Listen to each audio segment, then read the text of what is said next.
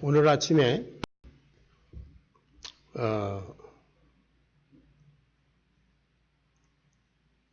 저희 친구 고등학교 동기 동창한테 카톡이 왔어요. 위암, 폐암, 직장암, 대장암 수술을 4번 하고 지금 이제 죽음을 기다리는 그런 친구입니다. 아직 예수님을 믿지 않아서 제가 아틀란타에 있는 목사님에게 그 복음을 전하도록 부탁해야 되겠다. 오늘 아침에 그런 마음을 가지고 결단했습니다. 또 필요하면 제가 가서라도 복음을 나눠야 되겠다. 그 친구가 카톡으로 보내준 게 이런 것이었습니다. 여러분 그 보리수레는 노래 아시죠? 제가 알기로는 슈베르트가 작곡했다고 기억이 되는데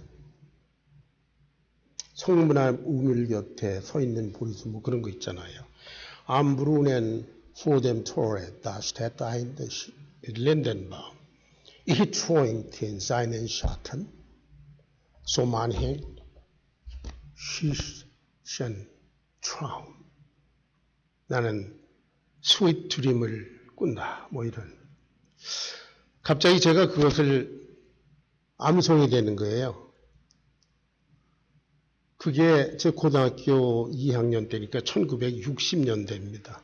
지금부터 53년 전의 일인데 그대로 머리에 그냥 기억이 돼요. 이게 독일어예요, 여러분. 그러면서 무슨 생각을 했나? 그때 내가 예수님을 믿고 성경을 암송했더라면 지금 얼마나 많은 성경 구절이 남아있을까? 제가 요새도 성경 구절을 열심히 암송하고요. 새로운 것들을. 영어 단어를 새로 암기하려고 애쓰고 그리고 중국어를 이렇게 암송하는데 하루 지나면 다 잊어버려요. 그런데 53년 반세기 전에 기억했던 거 그대로 남아있습니다. 우리말도 아니고 독일어인데요. Am Brunnen vor dem Tore, da steht ein Lindenbaum. 멋있죠? Ich träumte in seinen Schatten. 당신의 그늘에 나는 ich träumte, 꿈을 꾼다. So manchen süßen Traum, sweet dream을. 여러분의 자녀들이 우리 유신 동화 그리고 진화 그리고 우리 어린이들 지금부터 하나님의 말씀에 젖어서 하나님의 말씀을 노래하고 그것으로 생각하고 그것으로 살아드리려고 애쓰고 하는 것이 그 애들이 70대였을 때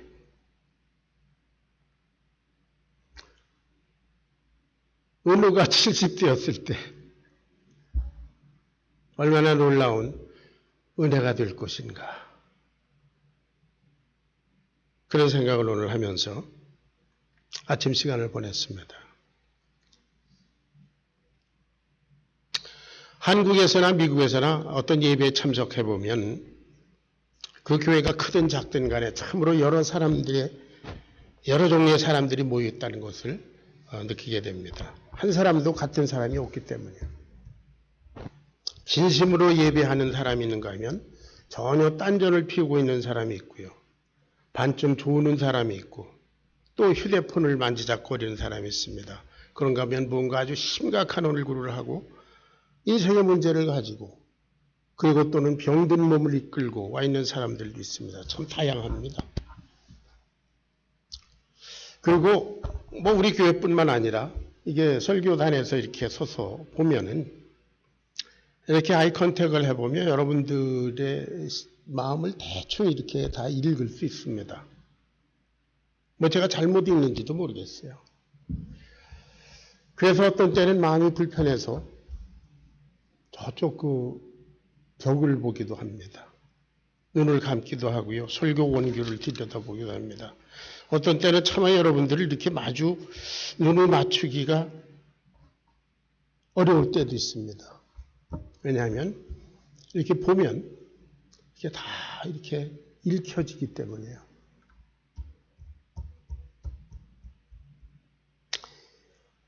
예수님께서 3년여 동안 이 지상에서 사역을 하실 때에 참으로 많은 사람들이 예수님의 주위에 모여들었죠. 참 다양한 사람들이었습니다. 각종 질병 든 사람들, 귀신 들린 사람들, 죄인들, 세리들, 또 바리새인들, 서기관들, 뭐 등등 여러 사람들이었습니다. 그런데 그 많은 사람들 가운데 예수님의 생애 마지막까지 십자가의 현장까지 끈질기게 따라다니면서 아주 주동면밀하게 관찰하고 있던 사람들이 있었습니다. 누구일까요?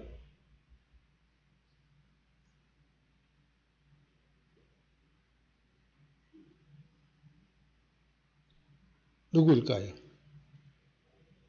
바리새인들이에요. 서기관들.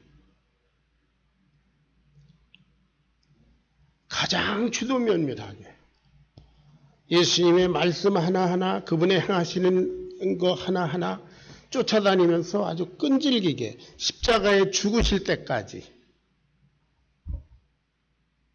최대의 관심을 가지고 지켜보던 사람들이 있었습니다. 예수님께서 천국 복음을 가르칠 때 많은 사람들이 회개하고 복음을 믿었습니다. 그 사람들이 다 느낀 게 이거는 우리 이제까지 들었던 성경성들에게 듣지 못한 권세 있는 새 교훈이로구나. 그런 귀를 기울이고 다 예수님을 믿었어요. 복음을 믿었습니다. 그런데 이 바리새인의 서기관 또 유대인이라고 표현되는 이 예수님의 반대자들은 그 말씀을 듣기는 들었는데 거기서 책 잡을 거, 꼬투리 잡을 거, 그것만 곤란했습니다. 왜냐하면 애초부터 예수님의 말씀을 들을 생각이 없었기 때문이에요. 왜냐하면 처음부터 예수님이 입을 열어서 말씀을 시작할 때부터 이건 내 거하고 다른데? 그래서 딱 문을 닫아버렸어요.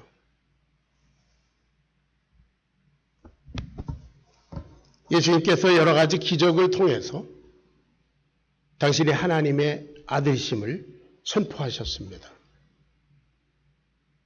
많은 사람들이 회개하고 하나님께로 돌아왔지요. 그러나 이 사람들은 어땠습니까? 저거 귀신의 힘을 빌어서 하는 거야. 이렇게 폄훼했죠.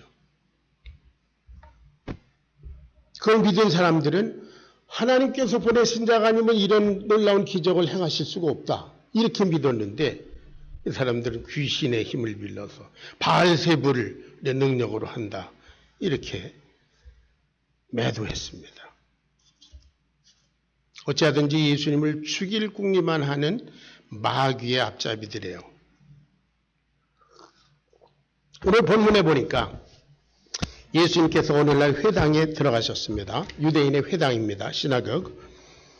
그런데 예수님께서 회당에 들어가신 곳은 거기 가서 뭐 예배를 드리거나 거기서 말씀을 배우기 위해서 들어가신 곳이 아닙니다. 왜 들어가셨을까요? 회당에 왜 가셨을까요?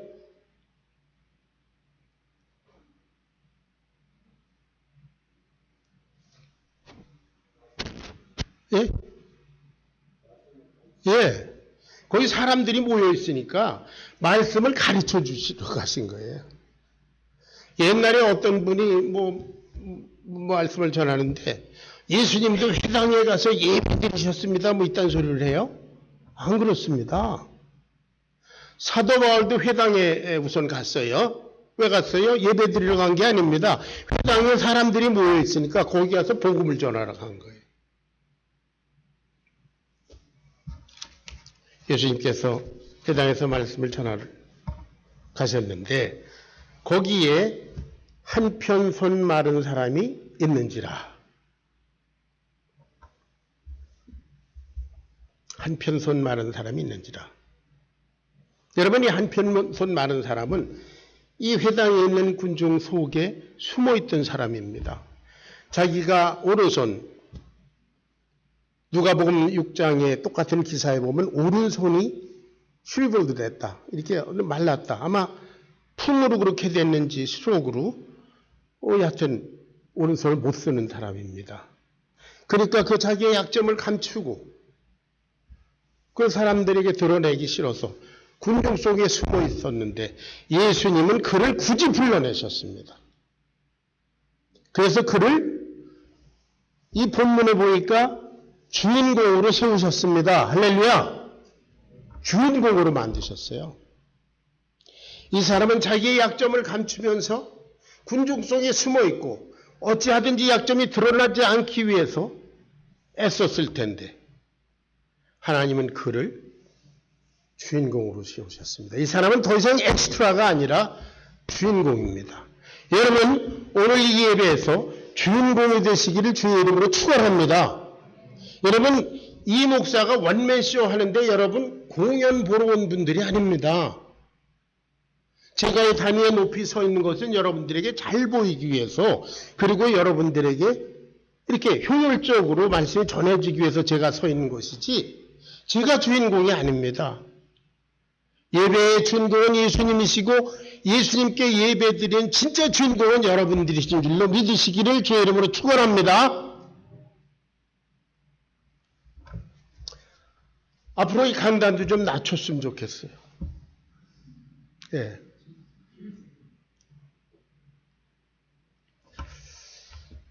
여러분, 예수님은 회당에 있는 많은 사람들 중에 한편손 마른 사람, 숨어있는 사람에게 관심이 있었습니다. 당시 육체노동이 대부분이었을 텐데 그 오른손이 마비됐다면 이 사람은 소망이 끊긴 사람입니다. 자기 인생을 포기했을 겁니다. 그리고 당시에 이스라엘 사람들은 이게 어디가 불구가 된다, 핸디캡이 된다, 그것이 하나님께 저주받았다는 이런 생각이 있기 때문에 이 사람은 그거를 애써 숨겨야 합니다.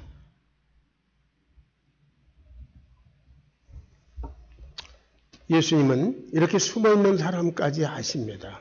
오늘 성령으로 우리 가운데 계신 예수님은 여러분 한 분이 한 분이 가진 문제와 약점과 허물과 죄와 그리고 고민과 감추고 싶은 그런 약점들을 다 아시는 줄로 믿으시기 바랍니다.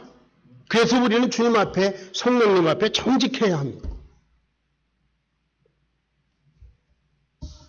예수님께서 이 한편손 마른 사람을 주목하셨습니다. 그런데 이 바리새인들의 서기관들은 무엇에 주목했는가?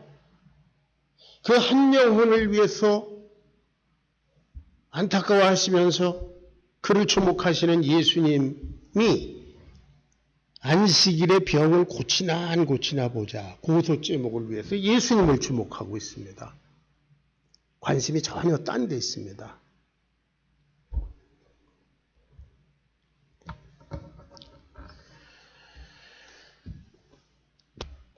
예수님께서 이 사람에게 얘기했습니다. 한편손 마른 사람에게. 자, 3장 3절을 같이 읽습니다.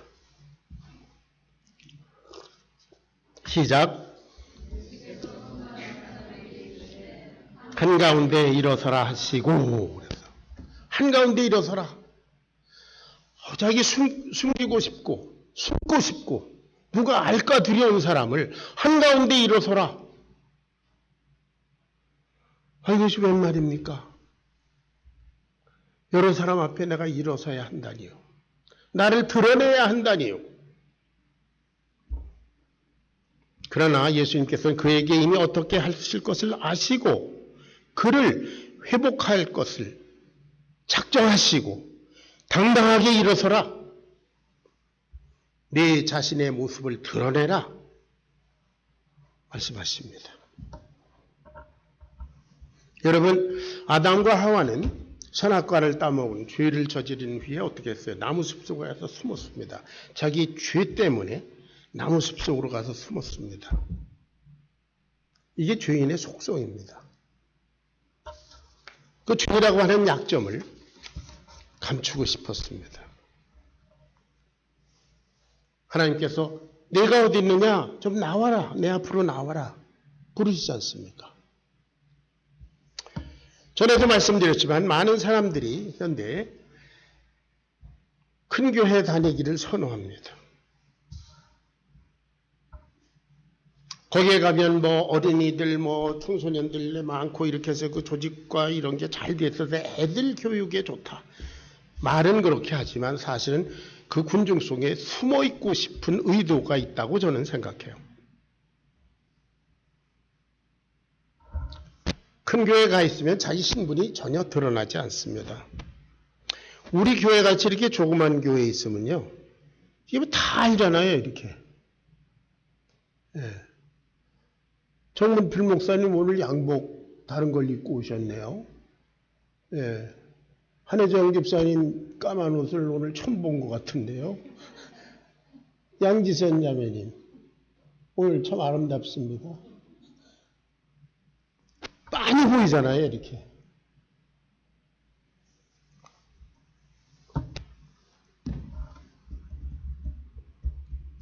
큰 교회에서는 피상적인 관계, 그것만 유지하면 되지요. 예배드리고 찬송가 부르고 설교 듣고 들으면서 반쯤 졸고 나름대로 기도하고 그리고 돌아옵니다. 그래서 주의식을 조금 덜어낸 듯합니다. 여러분, 사람들과 횡적인 관계가 피상적이면 여러분 하나님과의 관계도 피상적입니다. 한가운데 일어서라 하는 것은 예수님 앞에 자신을 드러내라 그런 뜻입니다. 저는 여러분에게 오늘 예배 중에 한가운데 일어서십시오. 그렇게 안 하겠습니다. 성령님 앞에 여러분 마음으로 여러분 심령으로 일어서십시오. 성령님 앞에 여러분 자신을 드러내놓고 1대1로 인격적으로 컨택하십시오. 그것이 예배입니다.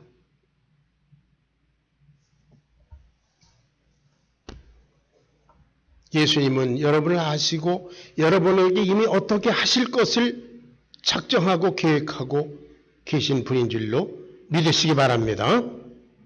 누가복음 6장 8절에 보면 똑같은 기사가 있는데요. 거기에 일어서라 그랬더니 그가 일어선지라 그랬어요. He stood up.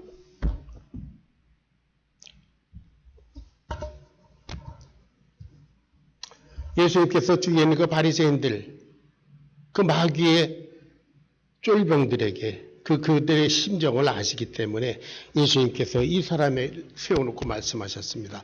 안식에 선을 행하는 것과 악을 행하는 것, 생명을 구하는 것과 죽이는 것 어느 것이 옳으냐?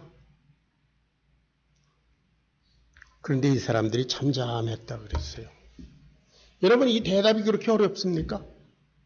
안식일이라 할지라도 선을 행하는 것과 악을 행하는 것, 생명을 살리는 것과 죽이는 것 어떤 것이 옳은 거냐? 이 대답이 얼마나 쉬워요. 아마 어린애들에게 질문했으면 그거는 뭐 안식일이라도 생명을 살리는 거 선한 일을 하는 게 좋습니다. 금방 대답했을 거예요. 그런데 이 사람들은 마음속에 예수님을 고소하고자 하는 예수님과 반대하는 그런 레저베이션이 있었기 때문에 대답을 안 했습니다. 반응이 없었습니다. 잠잠했습니다.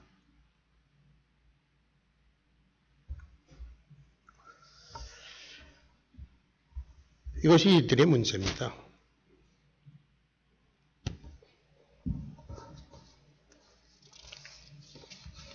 한 생명에게는 관심이 없습니다. 자기네들이 교권을 지키고 자기들의 그런 기득권을 지키는 게 이들에겐 더 중요했던 것입니다.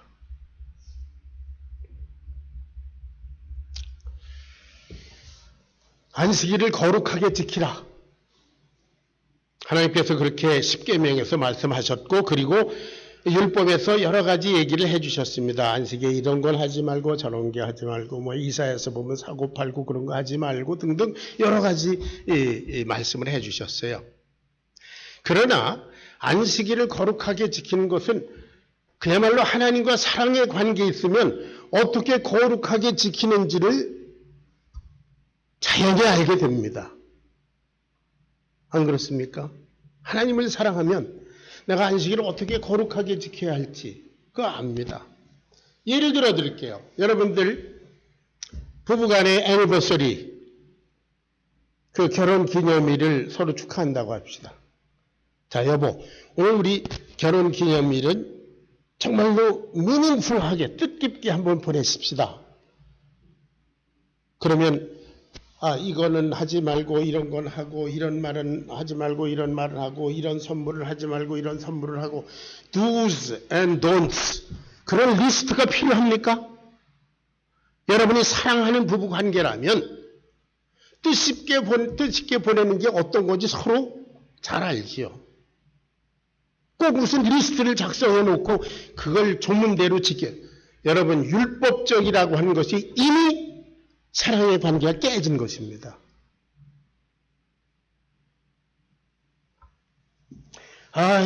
이 편리한 평온을 또 뭐 이게 결혼 기념일이라고 이걸 안 사주면 뭐라고 또 할 텐데 이렇게 되면 그건 이미 그 애니버서리는 셀리브레이트할 가치가 없습니다. 하나님과 사랑의 관계에 있다면 내가 어떻게 예배드려야 할지, 어떻게 말씀을 공부해야 될지, 어떻게 헌신해야 될지, 인간관계를 어떻게 맺어야 될지 그거는 자연히 알게 됩니다.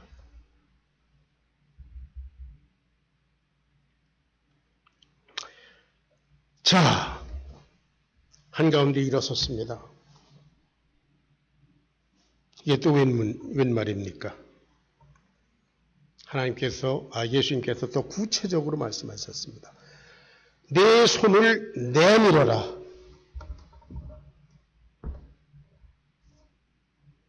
내 마른 손, 내가 감추고 싶은 약점, 너의 인생 문제, 너의 고민, 너의 죄, 그것을 나한테 내밀어라.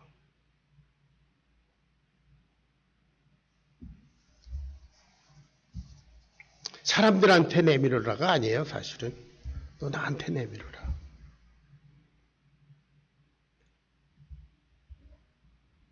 여러분, 우리가 기도할 때에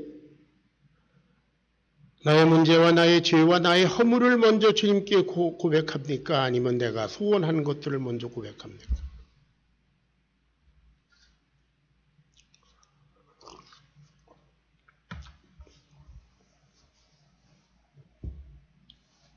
정말 감추고 싶은 것, 행여 누가 알까 두려운 나의 약점, 한편 손 마른 것, 그것을 예수님은 나한테 내밀어라.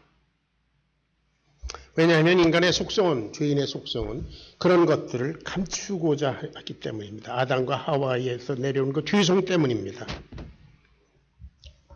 그런데 이런 문제들은 우리가 품고 있으면 더욱 악화될 뿐입니다. 우리 마음에 있는 미움의 문제, 질시의 문제, 또 어떤 죄의 문제, 해결되지 않은 허물의 문제, 인간관계의 문제 이런 것들은 내 마음에 가지고 있으면 점점 더 악화될 뿐입니다. 모든 문제의 큰 해결책이 되시는 예수님께 내밀어야 할 줄로 믿습니다.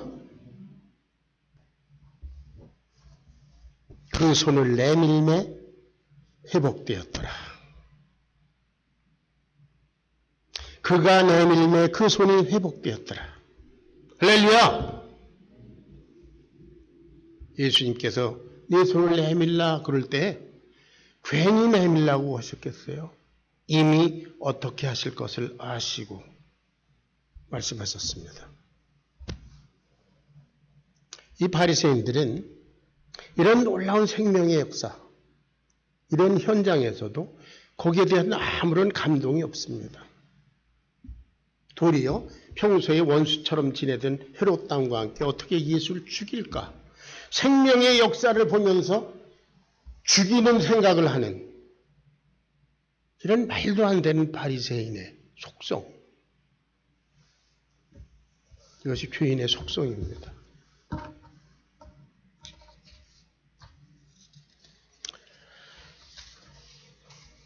바리새인들은 어떤 사람들입니까? 그때 당시 종교적인 지도자들이었습니다. 성경 선생들이었습니다. 율법을 가장 엄격하게 엄수하는 모범적인 신앙인이라고 알려진 사람들입니다. 그런데 예수님 보기에는 마귀의 앞잡이들이었습니다.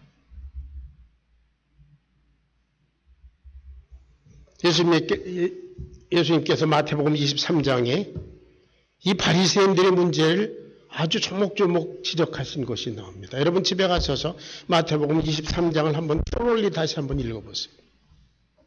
그들은 그런 거룩한 모습이 있지만 거짓과 위선이 그 속에 있습니다. 회칠한 무덤이라 하얀 칠해 놓은 무덤이다. 속엔 송장, 죽음이 들어있다. 예수님께서 그렇게 말씀하셨어요. 거룩한 겉모습만 있습니다. 언제나 높은 자리에 앉아서 대우받기를 좋아하는 교만이 있습니다. 하나님의 말씀보다는 전통을 고집하는 석고화된 집념이 있습니다.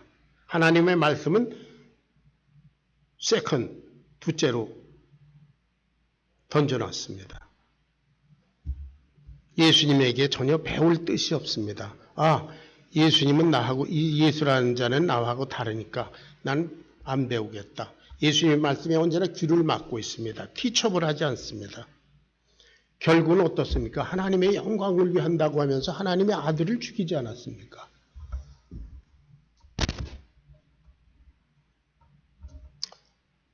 이들은 하나님 얘기를 하면서 철저히 세속화된 사람들이었습니다. 철저히 인간적인 사람들. 오늘날 너나 할 것 없이 우리가 문제거리로 알고 있는 교회의 세속화.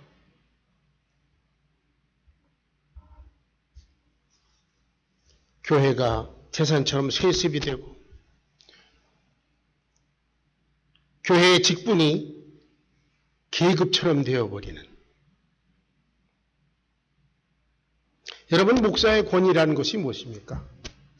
목사이기 때문에 권위가 있는 것이 아니라 목사로서 진실로 하나님의 말씀을 전하는 말씀의 권위 때문에 권위가 있는 것이지 목사는 권위가 없습니다.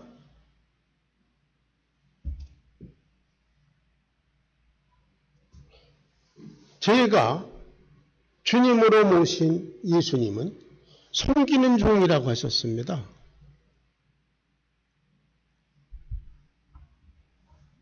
저는 여러분을 섬기는 종입니다.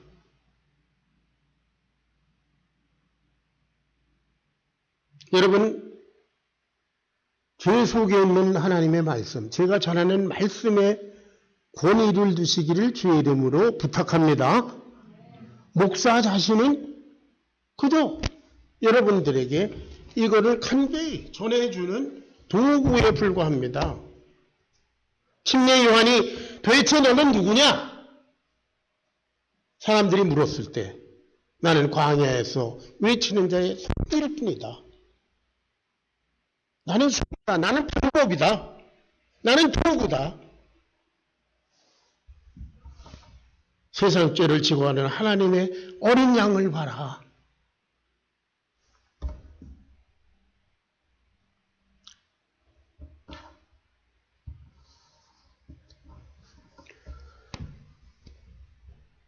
장로, 집사. 그 집사도 이제 뭐 안수 집사냐, 서리 집사냐. 그 계급이 되지 않았습니까? 솔직히 우리 얘기하시자고요.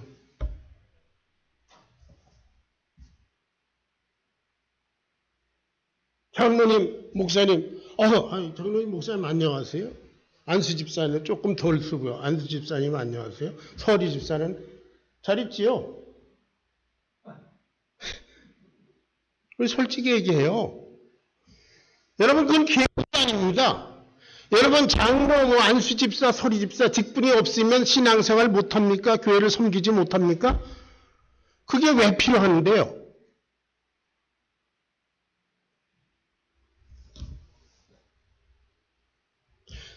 여자분들 나이가 어느 정도 되면 아니 이 정도 되면 권사 좀 받았어야 되지 않아? 그게 뭐예요? 이 교회가 세습화 계급화된 그런 모습이거든요. 여러분들이 듣기 싫어하는 이런 얘기 이거 유튜브로 나가면 뭐 반대하는 사람 많을 텐데 제가 이 얘기를 굳이 이렇게 공개적으로 하는 이유는 나 이제 뭐 내가 얼마나 더 살겠어요? 목회를 얼마나 더 하겠어요? 내가 죽기 전에 정말 해야 될 얘기를 반드시 하고 나 그러고 내려가야 되겠다. 그래서 지금 여러분에게 이 말씀 전합니다. 이 사역을 하고 있습니다.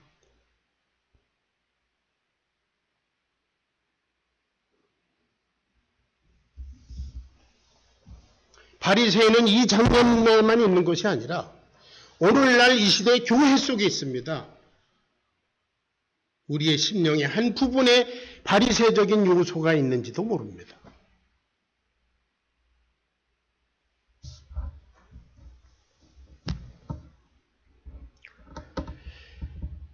사단의 세력은 어찌하든지 성령님의 역사를 방해하고자 광분하고 있습니다. 여기 보이지요? 어떤 한 영혼이 새로워지는 꼴을 못 봅니다. 회방을 놓고 어지럽힙니다. 지금도 사단은 여러분의 심령 속에 아마 이렇게 얘기할지 모릅니다. 아, 이거 성경 얘기야. 너하고는 구체적으로 상관이 없는 얘기야. 어쨌든 너는 아무래도 호플레스, 넌 가망이 없어. 마귀의 속삭임에 귀를 막고 예수님의 말씀을 들으시길 주의 이름으로 축원합니다. 한가운데 일어서라. 이제는 네 손을 내밀라. 주님 앞에 1대1로 여러분 자신을 드러내십시오. 서두에 말씀드린 대로 여기에 주인공이 누굽니까? 한편 손 마른 사람입니다. 자기 약점을 감추고 숨어있던 그 사람을 주인공으로 세우셨습니다. 여러분들이 이 예배의 주인공이요. 여러분들이 이 교회의 주인이신 줄로 믿습니다. 여러분들은 사명인입니다.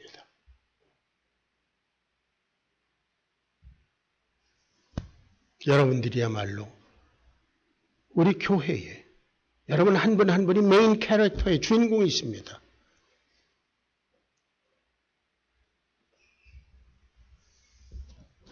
한가운데 일어서라. 네 손을 내밀라. 그가 손을 내밀매 회복되었더라. 예수 그리스도는 어제나 오늘이나 영원토록 동일하시다고 그랬습니다. 주님께서 오늘도 여러분의 인생에 기적을 베푸실 것을 믿습니다. 기도하겠습니다.